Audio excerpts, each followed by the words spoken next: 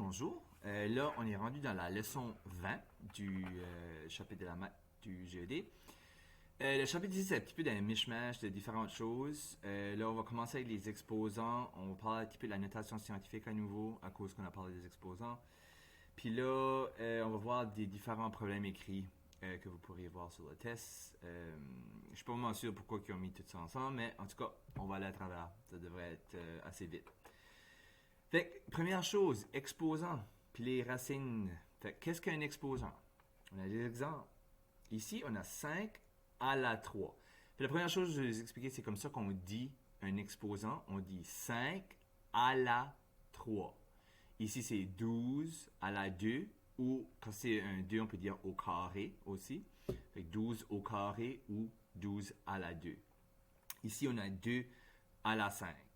Première chose à comprendre, c'est comme ça qu'on le dit. Puis ça ressemble à un gros chiffre avec un petit chiffre dans le coin.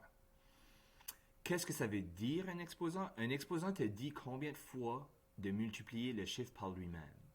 Fait ici, on voit 5 à la 3. Ben on fait 5 fois 5 fois 5. Il y a 3, 5. Puis ici, qu'on fait le calcul, 5 fois 5 fois 5, ça fait 125. Donc 5 à la 3 donne 125. 12 à la 2, c'est 12 fois 12. Une erreur que les apprenants font souvent, c'est qu'ils voient ça, puis ils oublient, puis ils vont dire, ah, ça c'est 12 fois 2. Ça c'est pas 5 fois 3, ça c'est pas 2 fois 5. Ici, 12 à la 2, ça veut dire 12 fois 12. Il y a 2 12. Puis 12 au carré, ben, ça donne 144. 2 à la 5 maintenant, ben ça c'est 2 fois 2 fois 2 fois 2 fois 2. Il y a 5 2 multiplié par lui, comme il se multiplie par lui-même. Sur votre calculatrice, il y a une petite note là. Par exemple, si tu veux faire au carré, plus vite d'habitude, les calculatrices ont une touche X à la 2. Ça fait que si tu veux savoir qu'est-ce qui est 13 au carré, tu ferais 13, la touche là, ça va te donner la réponse tout de suite. Si c'est un exposant qui n'est pas 2, là, il faut que tu utilises la touche qui est X à la Y. Ça fait X avec un petit Y dans le coin. Puis là, il faut que tu mettes la valeur que tu veux pour le X en premier. Fait que tu veux dire 5, X à la Y, 3. Ça serait comme si tu ferais 5 à la 3 sur ta calculatrice.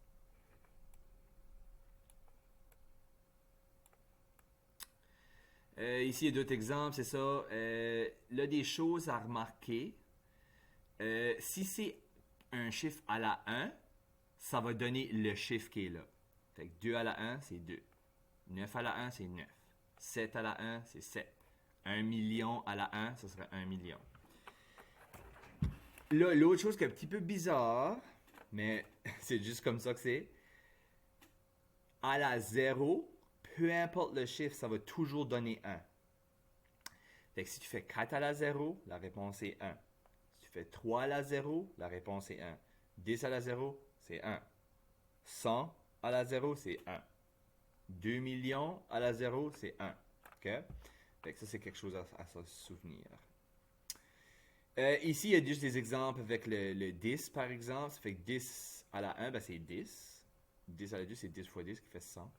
10 à la 3, c'est 10 fois 10 fois 10. Il y a 3 10. Ça fait 1000. 10 à la 4, 10 fois 10 fois 10 fois 10. Ça fait 10 000. Une chose que vous avez remarqué aussi, c'est comme si c'est 10 à la 2, ben il y a 2, c'est 1 avec 2 zéros. À la 3, c'est 1 avec 3 zéros, et ainsi de suite. Petit truc pour les 10. Là, juste pour que vous sachiez, un exposant peut aussi être négatif. Puis là, quand il est négatif, c'est que c'est comme si tu fais une fraction du chiffre. OK? Fait ici, 10 à la moins 1, ben c'est 1 dixième. 10 à la moins 2, ben ça c'est comme 1 dixième fois 1 dixième, qui donne 0,01. 10 à la 3, ça serait 1 dixième fois 1 dixième fois 1 dixième, et ainsi de suite. Une autre façon de regarder ça, là, c'est que si on a 10 à la moins 1, c'est vraiment comme si c'est 10, 1 sur 10 à la 1, positif maintenant. Si j'ai, là je vais le faire avec d'autres chiffres juste pour vous montrer. Si j'ai 5 à la moins 3, ben ça, tu fais une fraction. Tu fais 1 sur 5. Puis maintenant, le 3 est positif parce qu'on l'a mis en dessous de la fraction. Puis là, vraiment, ça serait comme dire 1 sur 5 fois 5 fois 5. Puis là, ça serait 125. Ça fait que ce serait 1 sur 125.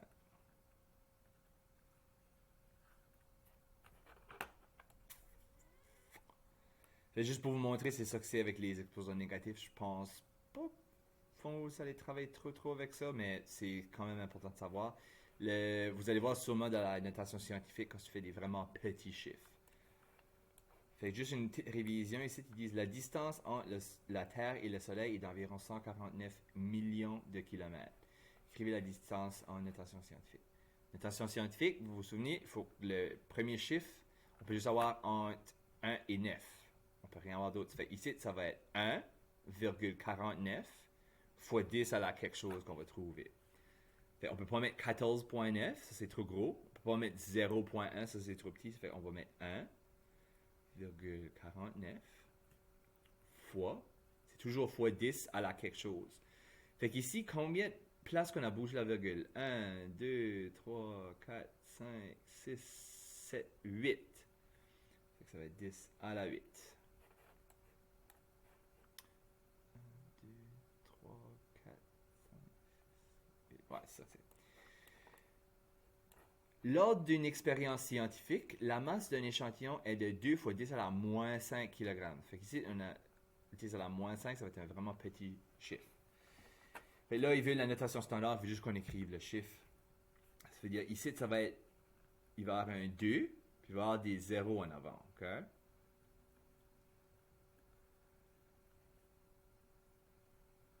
Puis là, c'est qu'on va bouger la virgule 1, 2, 3, 4, 5. Ah, je mets ta virgule là, là, je vais effacer ça. Puis on va mettre la virgule là. Ça fait 2 fois 10 à la moins 5, c'est ce chiffre-là. 0,00002.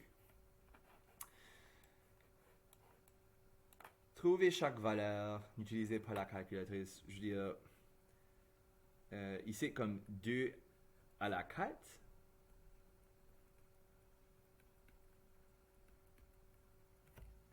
Fait qu'ici, c'est 2 fois 2 fois 2 fois 2. Il y a 4, 2. Parce que c'est 2 à la 4. Donc, ça, c'est égal à quoi? Ben, 2 fois 2, ça fait 4.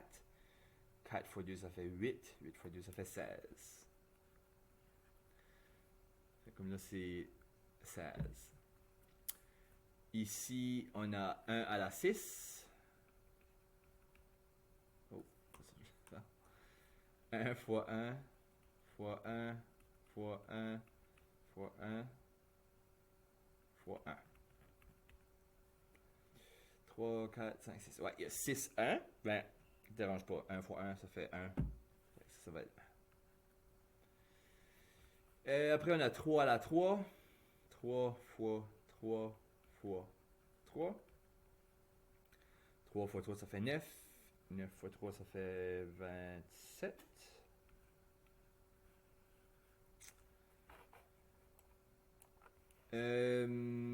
Ok, ça c'est fait. Ici, 8 au carré. Ça c'est. Je l'écris n'importe où là. 8 fois 8. 64. Et je ne vais pas faire toutes les autres, je vais juste faire comme ici, là, c'est important, 5 à la 0, c'est 1. N'importe quoi à la 0, c'est toujours 1. Très important de se souvenir de ça. Puis je vais aussi faire lui ici, 5 à la moins 3. Comme je vous ai expliqué tantôt, ben ça c'est 1 sur 5 à la 3. Puis ça c'est comme 1 sur 5 fois 5 fois 5. Ou 1 sur 125. Ok? Je pense que c'est pas trop malin, là, je fais ça vite, mais c'est pas mal simple. Tu multiplies le chiffre par lui-même autant de fois qu'il y a le petit chiffre. Puis là, juste faire attention, si c'est à la 0, c'est toujours 1. Puis lorsque c'est négatif, ben, tu prends le chiffre, tu mets ton exposant positif, et tu le mets en dessous d'une fraction. Ici, la famille Smith a utilisé pseudo. Laquelle des expressions suivantes? OK. Fait que là, c'est un gros chiffre, ça fait que ça peut pas être le moins. Ça peut pas être le moins là. Puis là, on va calculer, OK, il faut que ça soit 5,18. Fait que ceux-là fonctionnent tous, les 3, 4, 5. Mais là, on va calculer combien de fois la virgule aurait bougé. 1, 2, 3, 4, 5. Donc la réponse ici serait le numéro 4 parce que c'est 10 à la 5. Tu on sous-entend 518 000 litres d'eau. Ben, la virgule, c'est comme si il y avait une virgule 0, mais ça ne changerait rien. Fait qu'on bouge cette virgule-là. 1, 2, 3, 4, 5 pour être entre le 5 et le 1 pour donner le 5,18. Puis là, c'est ça, 10 à la 5. Laquelle des équations suivantes présente des nombres ordonnés en ordre du plus petit au plus grand? Fait que là, on a toutes des notations scientifiques. Fait qu'il veut du plus petit au plus grand. Fait qu'ici, chez le plus petit est ici. Fait que ça peut pas être la 1. Parce que là, le plus petit est la dernière. Ici, le plus petit au milieu. Ça peut pas être lui. Ici, le plus petit est là. C'est ça. Et là, 5,2 puis 2,34. Ils sont tous les deux, il faut 10 à la 2. Mais ici, 5,2 est plus gros que 2,34. Donc, ça peut pas être lui. Parce que là, ils ont mis le plus gros au milieu. C'est pas ça qu'on veut. Là, le prochain, je pense, ça va être lui. C'est ça. Fait qu'on a un négatif ici. Donc, c'est un petit chiffre. Là, ensuite, on a 2,34. Là, 5,2 avec le même 10 au carré. Fait ici, la réponse serait lui. Puis juste pour le fun, on va vérifier le dernier. Ouais, le petit numéro est au milieu. Ça peut pas être lui. On enlève ça.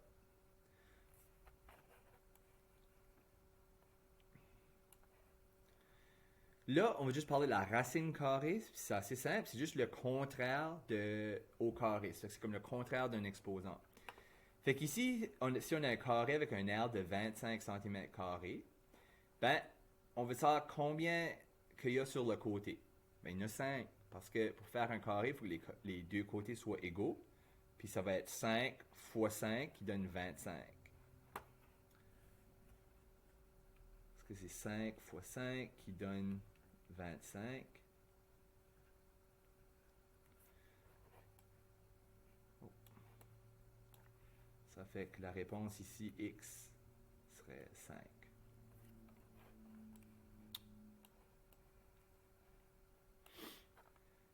Ici, on a les carrés parfaits qu'on appelle. Techniquement, on peut faire des racines cubiques puis des racines, mais je pense pas que vous voyez ça dans le GD. Mais juste sachez que ça existe. Puis juste pour vous expliquer, là, si jamais vous voyez le symbole de racine carrée, mais il y a un chiffre là, ça veut dire que c'est une racine cubique. Fait que là, c'est comme au cube, à la 3, tu fais le contraire. Tu prends 4, 5, ça ne te dérange pas, là, mais je vais juste vous expliquer que ça existe. Ici, on voit tous les carrés, ça, 1 au carré, 2 au carré, 3 au carré, 4 au carré. Fait que, si vous connaissez vos carrés, c'est assez facile. 1, 4, 9, 16, 25, 36, 49, 64, 81, 100, 121, 144. Ça fait que, par exemple, s'il nous demande c'est quoi la racine carrée de 81, ben là, étant donné que c'est 9 au carré qui donne 81, ben la racine est 9. Il pourrait vous demander quelque chose de bizarre comme la racine de 55. Il n'y a pas de façon de faire ça sur une calculatrice. Mais ça que vous savez, c'est que le numéro 55 se trouve entre 64 et 49. Fait les racines de 49 et 64 seraient 7 et 8. Mais ici, 55, on sait que ce serait entre ça. Fait ici, il pourrait vous demander ça, puis vous dites c'est quelque part entre 7 et 8. On ne sait pas exactement c'est quoi. Fait que ça, c'est comme un petit peu une approximation.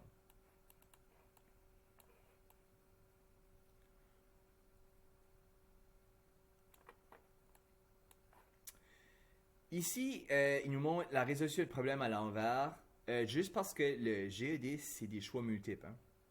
Quand tu as des choix multiples, dans la mesure du possible, tu veux juste savoir quoi faire puis avoir la bonne réponse tout de suite, mais parfois, on ne sait pas comment le faire. Mais des fois, il va y avoir des problèmes que vous pouvez quand même faire, même si vous avez oublié l'algèbre ou quelque que ce soit.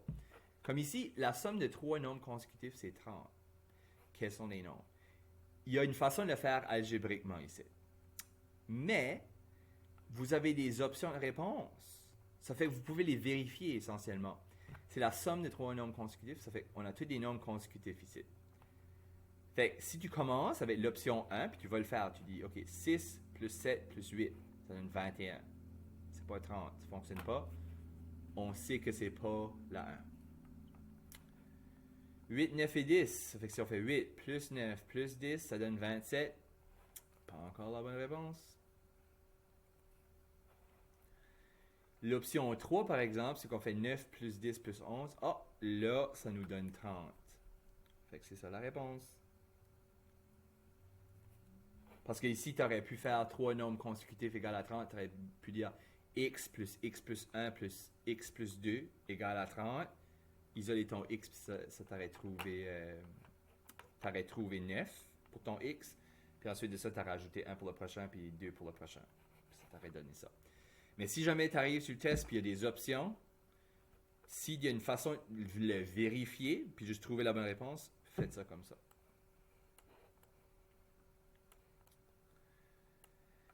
Ici, c'est juste un exemple de quelque chose comme une suite. Des fois, ils vont vous montrer une suite de chiffres, puis ils vont dire, OK, ben c'est quoi le 5e chiffre ou c'est quoi le 8e chiffre? Fait ici, ils demandent le 8e terme de la suite 1, 7, 13, 19, 25. Ici, c'est un petit peu d'essai-erreur. Il n'y a pas vraiment de façon mathématique de le résoudre, là. Techniquement, il y aurait, là, mais on va pas aller là-dedans. Fait ici, c'était de réaliser que de 1 à 7, c'est un plus 6. Ensuite, de 7 à 13, c'est un autre plus 6. Puis si tu continues, ils rajoutent 6 à chaque fois. Ça fait que si tu veux savoir le 8e terme, là, il y avait 1, 2, 3, 4, il y avait 5 termes. Fait qu'on fait jusqu'à là. Là, tu juste rajoutes 6 pour trouver ton 6e, rajoute un autre 7 pour 7e, puis là, rajoute un dernier 6 pour te rendre au 8e terme. Puis là, ici, ta réponse serait 43. Là, ça va pas toujours être des additions, ça peut être des multiplications. Il pourrait dire, je sais pas moi, 2, 4, 8, 16. Ben, ici, il faut que tu réalises que ça double à chaque fois. Fait que c'est fois 2. Ça fait qu'ici, de 2 à 4, là, c'est fois 2. Ici, ça serait une autre fois 2. Là, ça serait une autre fois 2. Fait qu'est-ce qui serait le prochain terme, par exemple? Ben, ça serait 32. Parce qu'on ferait 16 fois 2, qui nous donne 32. Puis tu pourrais continuer, si tu voudrais, le 8e terme, par exemple, ou le 10e terme, peu importe. Ça pourrait aussi être des soustractions, hein, les chiffres pourraient descendre. Ça pourrait être des divisions, techniquement. Mais d'habitude, spécialement sur le test du GED, là, ils vont garder ça assez simple. Ça va probablement être une addition ou une multiplication dans la suite.